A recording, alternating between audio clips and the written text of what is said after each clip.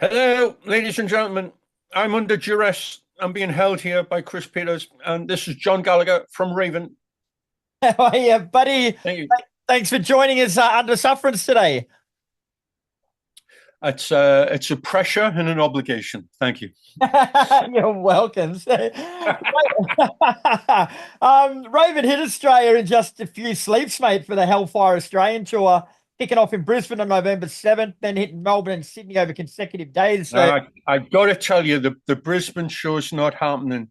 oh, it's not. Uh, no, apparently the promoter was caught with his pants down with some underage children. I don't know what was going on there, but that's not happening. I don't even say things like that anymore. It's not even funny these days. No, Please. it's not. It can be, but it's not. Well, it's not because I live in Brisbane and I was Now, going actually, to. it's probably fell foul to what's happened all over the world since COVID. Yeah. Is all of a sudden after COVID, every band wanted to go on tour because they'd all been sitting rotting for 18 months, 2 years, and there'd been a number of bands went out on tour at the tail end. I mean, we went out again 21 in the States in like September, October, and it was fantastic. People were so happy to be out of the house. But it was weird, like you couldn't get a meal. We were living on gas station food because restaurants were closed.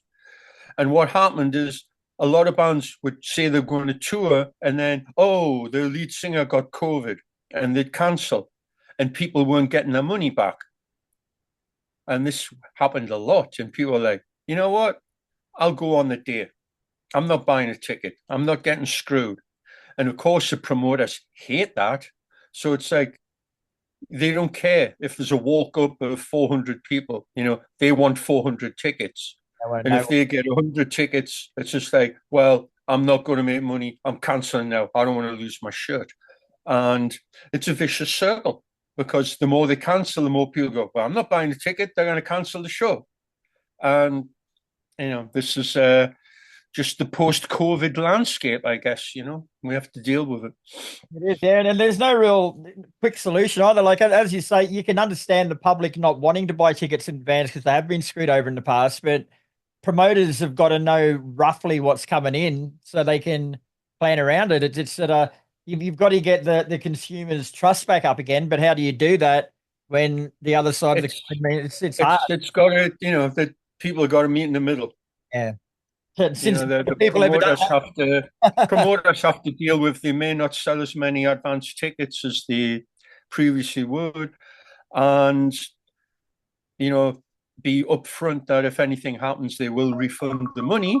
You know, and at the same time, the punters have kind of, they want to see bands, they got to put their money in their pocket to get it out and buy a ticket, that. because that's unfortunately the way this wheel works. If you want to see some cool music, you got to buy a ticket.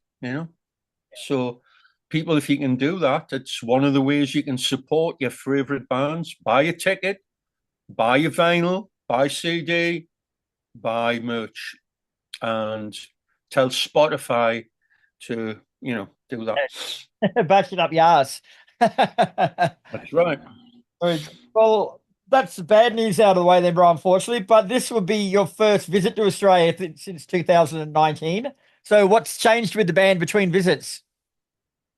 Well, we've done 2019. Well, we had the dreadful pandemic, of course. We got a brand new album, All Hell's Breaking Loose, which came out last year, and we've been touring it ever since. And coming around to your part of the planet means we've pretty much circumnavigated the globe, as somebody was telling me online just before. Like, yeah, we did a lot of shows, did a lot of touring this year. So we're really looking forward to that. And it's our 50th anniversary. So Congratulations. 1974 to 2024, it's one crazy ride, I got to tell you. And it's still hard to get my head around that because a friend of mine showed me a list that was online, bands with the greatest longevity. And we were in the top 10.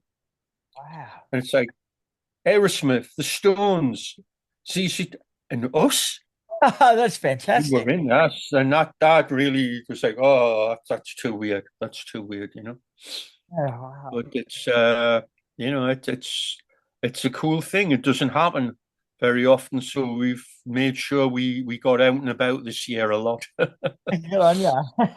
Now, a quote in your press release says, "A more intense live band does not exist on this planet." Like, not doubting you at all, bro, but that's a pretty big statement for him to make you live up to. Not really. It's what we do. Go watch some videos. We'll put bands who are, teenagers, 20-year-old, we'll put them to shame because we go out to kill 100% every night. And it sounds like bluster or BS, but it's not. It really isn't. And come to the show, and that's what we do. We have a hell of a good time, and we get everyone in on the act. We, because we grew up at a time where the bands we saw were performers and entertainers, and they reached out and they grabbed. So the first band we ever saw, the opening, it was Slade, and the opening band was the sensational Alex Harvey band. Now imagine being like a 14-year-old kid seeing the sensational Alex Harvey band. That changed our lives. Gotcha. Because there you've got a guy who literally reached across into everyone's face and freaked them out. And initially, who's this band? I don't care. I want to see Slade. Who are these guys? And by the end, made it, everyone in the place was screaming for him. They were amazing. And that's the kind of thing that went ahead. That's how you do it. That's how you do it, So So many bands start off with that attitude, bro, but over the years go by, they start relying more on technology and your pyrotechnics and stuff like that, though. But it'd be a lot more easier just, as you say, just sit there and connect with the audience on this level rather than try and blow well, them. it's not, and for some people, it's just something that they're not good at doing. It's like the old story about who's the greatest guitar player. Well, he's probably sitting in somebody's bedroom, and you'll never hear him because they're not a performer, and they don't have the other skill sets that are required to be a professional musician or a successful professional musician. I go and see a band, and they either look like they've just clocked into work, or they're looking at the floor, or they've got an attitude, or if something breaks, they get all upset. Nah, no, no, no. There's a huge band in the progressive world that we played a festival with a few years back, and his effects processor died. They stopped in the middle of a set for 35 minutes. And halfway through it, the other guitar player came out, played a quick Eddie Van Halen style solo for 2 minutes to get the crowd going, and then he walked off. It turned out this guy had backup equipment, but he was being a prima donna and wanted them to fix the real one. And that's in front of 10,000 people. I'm like, I've seen bands where stuff went wrong when they were playing a pub, and they'd get the spoons out, or they'd jump, and they would try to keep it going. Sometimes you can't, but they make an effort. So, that's like 180 degrees away from where we are. We're a three-piece band. There's no safety net. Something goes wrong, you got to make it happen, and sometimes that can be fun. Challenging but fun. Now, you bring in with you supports a band from Peru called Hyena. So, what can you tell us about them? Apparently, we got to feed them dog food. So, I don't know. I've heard they're a good bunch of lads, so it should be a great show. It should be fun. Absolutely. Cool. I've been looking forward to picking your brain about this one, mate, because you seem like an honest person and you know what you're talking about. So yourself and your brother Mark formed Raven back in 74, mate. So what was the musical climate like back then that gave birth to the band, and where did you guys fit in? Well, you know, we were the kids who grew up watching Top of the Pops with Slade, Sweet, Gary Glitter, Status Quo, the glam stuff, T-Rex, that because it was bombastic, loud, had loud guitars on it. And then, there was the one rock show on the radio once a week and say, Deep Purple, Led Zeppelin, Black Sabbath, Wishbone Ash, Rory Gallagher, blah, blah, blah, blah, Montrose came along, 73, blew everybody's head off, all these bands. And we would religiously go to the City Hall in Newcastle, which was a theatre, held like maybe 2,200 people. We were so lucky. Like kids in the States who go see a band, they'd need binoculars to see who the hell was on stage, And we had all these great bands. Like, I camped out in the snow all night for tickets for Richie Blackmore's Rainbow on the first tour. Wow. It was worth every minute of it. Status Quo, Budgie, Ian Gillan when he had the band with Bernie Tormey, stuff like that. We saw everybody. And that was our education. You'd watch and go, why does this work? Why does this not work? And the opening bands, why are people hating them? What are they doing right? What are they doing wrong? And, we would soak all this in like a sponge, And we'd go out and play. We started playing the pubs and the working men's clubs. And if they didn't like you, they'd tell you. Yep. We used to get the beer mats that come up with requests. So, we'd be playing covers and slip some originals in all the way through. And it'd be like, Highway Star.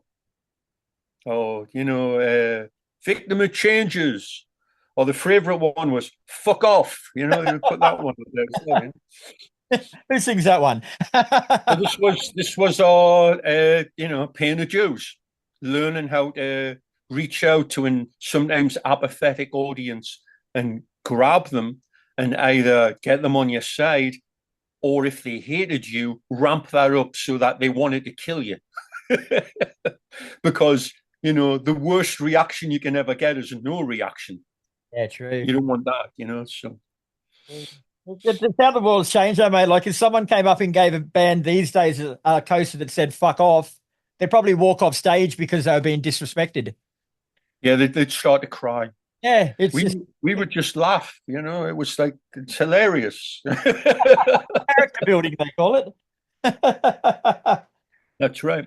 And of course, most of these clubs were south of the River Tyne. We're from Newcastle, and the rival town is 10 miles away, Sunderland. So they were all Sunderland supporters. So always it was, and next up's the boys from Newcastle. Oh, no. But that was, 2 or 3 times a week. We just rode with it and, made it happen. The new wave of British heavy metal exploded in the early 1980s, mate. So what was that period actually like to be involved with and be there for the birth of that? Well, it was, it was not what a lot of people imagine. A lot of people imagine that it was something like the Monkees, where all the bands were living next to each other in houses and they all had the new wave of British heavy metal club card or something. I'm a founder member. Everyone was doing their own thing, but you could tell it was a changing of the guard, and things were, we could play out where it was really tough during the punk thing, and we played to the punks. We won the punks over because they loved the energy part of it, but it was a lot of things happened at once. We got a new drummer in, Rob Hunt, at the beginning of 1980. We wrote some really cool songs. We played a show. We went as a 3-piece. And then the manager of the Tigers of Pantan came to a show and saw us and was, how would you like to do a single for Neat Records? So we went from playing pubs and clubs in the space of 3 months to opening for Iron Maiden, Ozzy Osbourne, and Motorhead. And it just went from there on in, So you could tell. Before we had the Neat Records thing, there was a music paper out once a week from London called Sounds, and you look at it and you hear, Iron Maiden, new wave of British heavy metal. What's all this about? And you got an inkling there was the same thing happening all over the country, Right. which it was. And we were very lucky in that there was a small record label, Neat Records, in our hometown. Otherwise, it would be the old story. If you want to make it, you got to go to London. Yeah. And that was a long way away for young lads from Newcastle, you know. Was it actually competitive between the bands then, or did the bands all sort of support each other to help the growth? Kind of in the middle. I mean, it was competitive, but a lot of the bands did respect each other. I mean, there was some great bands from the Northeast that we played with, absolutely. And slightly older guys like Fist, they were a great band. I'll mention them. But yeah, on one of the first trips down there was a band that later evolved into the band Thunder. I think they were called Terraplane. And their manager pulled the power on us after 15 minutes. And that's one of the few times we've ever had that kind of professional foul ever happen, you know. How'd you handle that? We basically wanted to kill somebody, but I guess the person did a runner, so he got away with it.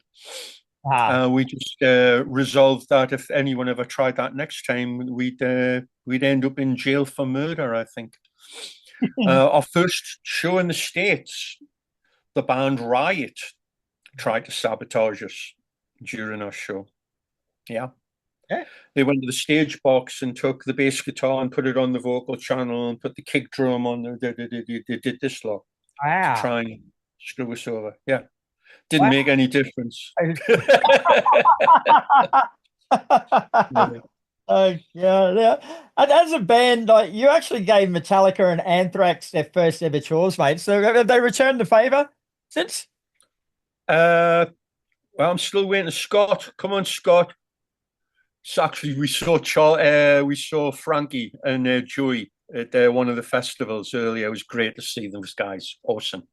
Love those guys. Metallica has let us, we've played with them in Brazil in 2014 at a 70,000 capacity stadium, which was incredible.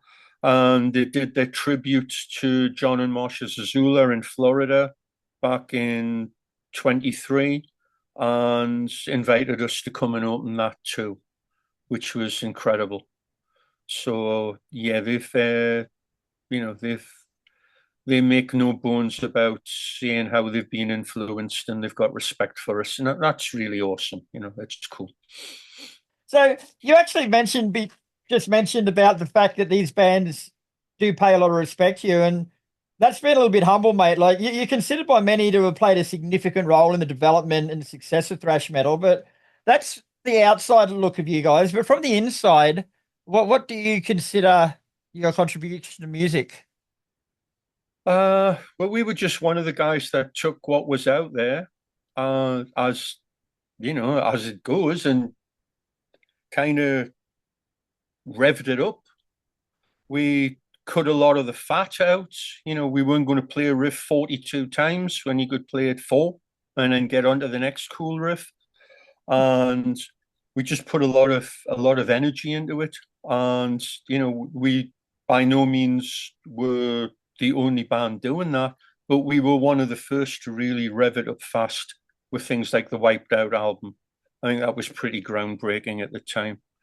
And when we played in Germany in '83, I remember we did the sound check and I went out, I had my bass, my red bass. I went out there and sat in the parking lot and was talking to the kids and who were listening to the sound check. There's a lot of people hanging out outside because it was like an all day type of deal. And these kids, Creator, Rage, Doro Pesh, it was all those German bands, all those kids. They either formed the band after seeing that show or it inspired them to go on and do other things. And they've all told me this over the years. Amazing. Like literally 10, 15 musicians who formed major German bands. Crazy, crazy. How do So you? that's pretty cool, Yeah. because you know the feeling when you see your favorite bands and they inspire you to have somebody come up and tell you that's really cool. And you treat them well and hope that they'll treat the next generation of kids who are going to come along and pass the torch to them too. How do you when someone that you admire and respect that much actually tells you that though? Like, how do you react? Like, it'd absolutely floor you. You'd be that proud and humbled, but if you can't say too much, you just got to sit there and smile and grin and just go, yeah, that's cool. But Yeah, I mean, it's yeah, you know when it's real or when somebody's just blowing smoke up your arse or whatever. But no, it's nice. It's nice because there was a period of time where you weren't getting a lot of that.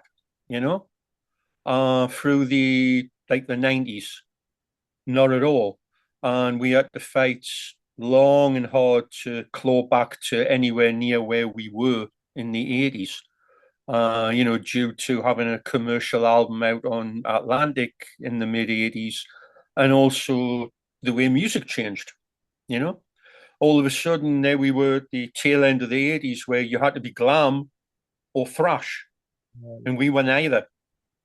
And then that all got washed away by grunge. And it's like, well, you know, remember when we played with the punks? Here we go again. The wheel turns and it will come back. And by it got to 97, 98, it had came back. Metal was getting popular again.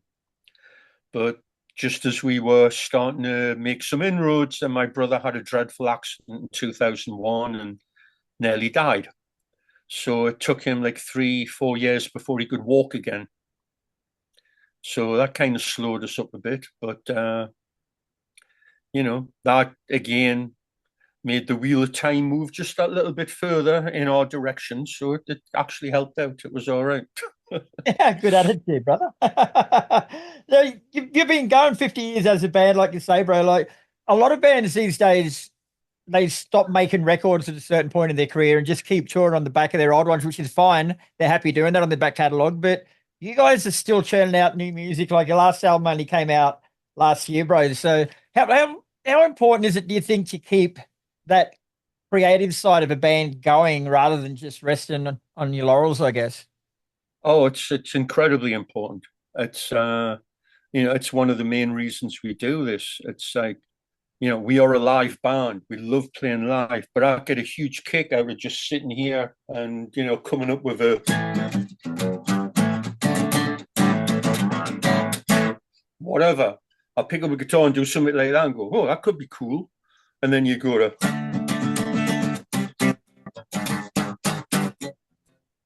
whatever, and make ideas, tape them, play with them, and go, oh, the guys are going to love this. And then they'll go, oh, you could do this. And we all bounce ideas off each other. That creative thing is huge. It's huge because, both the live and that, there's nothing. And then you pick up an instrument and create something out of thin air. Same as a live show. Nothing's happening. Guys get up on stage, plug in, boom, there's music. It's pure magic. It really is. And we're so lucky to be able to do that. So we're going to keep doing it as long as we bloody can. Going on here, brother. Now, before we let you go, I've got a new segment I've started called Photo Bomb. Basically means before I talk to you, I troll through your socials and I come up with a couple of photos that I want to know a little bit more about. So, which one will I start with? This one. Is he picking your nose there or is he scratching it? I've never seen that one. That's fantastic. Oh, Is he that's a little scratching it? bit of ear, nose, and throat surgery going on there, I think. Yeah. That's a good one. You can't remember it? I don't remember that one. I got to look that one up. Haven't seen that one. It was from 2013, according to my notes. There you go. Nope. There you go. Yeah, I need to go look at my photos more often, and that's a good one. And the other one I've found is this one. Like, I know that one. That's the last show of the Kill 'Em All for One tour. That's at the Keystone Club in San Francisco. And that is Mr. James Hetfield jumping up at the last song on our encore. Yeah. Fantastic. Wow. They're memories that live with you for like you don't even need a photo for stuff like that, do you, bro? No, we actually talked to James quite recently about that. And, James back in the day was quite the drinker. And we're like, do you remember anything from that? He says, I don't remember much from back then. He says, but I remember everything about that tour. Yeah, right. So, Wow, so yeah, much more. it's imprinted. It wasn't particularly glamorous, but the shows were fantastic. Just one final one then, bro. Like, I'm one day down the track, and I hope it is long in the future, mate. But when Raven does call it a day, what do you hope the inscription be on your musical tombstone? Order faster, louder. I think someone's used that one, haven't they? Yeah, we did. It's on one of our shirts. There you go. So all right, John. Well, thanks very much for your time, bro. It's been an absolute pleasure. Raven are in Australia, November the 8th and 9th in Melbourne and Sydney. No Brisbane, unfortunately, which means I'm going to have to shelve my plans that night because I was coming down to say hello. Well, next time, brother. You take easy, and everyone else out there, we'll see you soon. All right, mate. You take care and keep smiling, bro. You're an inspiration. Thank you very much, mate. Take care.